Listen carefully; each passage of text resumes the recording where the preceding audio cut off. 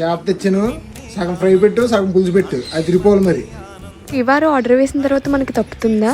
So ఫాస్ట్గా ప్రాసెస్లోకి వెళ్ళిపోదాం. ఫిష్ ఫ్రై ప్రాసెస్ కొంచెం డిఫరెంట్గా ఉంటుంది. ఇంకా జింజర్ గార్లిక్ పేస్ట్, సాల్ట్, కారం, పసుపు అండ్ గరం మసాలా కూడా యాడ్ చేసి బాగా మిక్స్ చేసుకోవాలి. ఒక హాఫ్ అన్ అవర్ మ్యారినేట్ అయిన తర్వాత ఆయిల్ వేసుకుని, ఆయిల్ హీట్ అయిన తర్వాత ఫిషెస్ వేసుకుని 2 సైడ్స్ కూడా క్రిస్పీగా అయ్యే వరకు ఫ్రై చేసుకోవాలి.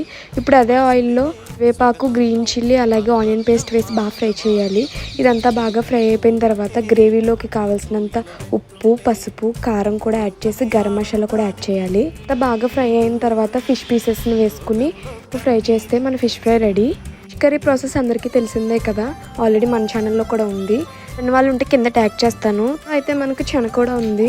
చెన ఎవరెవరికి ఇష్టమో నాకు కామెంట్ సెక్షన్లో చెప్పండి. మా హస్బెండ్కి అయితే చాలా ఇష్టం. కర్రీ అయితే రెడీ చేసేసాం, హస్బెండ్ గారికి ఇచ్చేద్దాం. పులుసు తిన్నరా, అది టేస్ట్.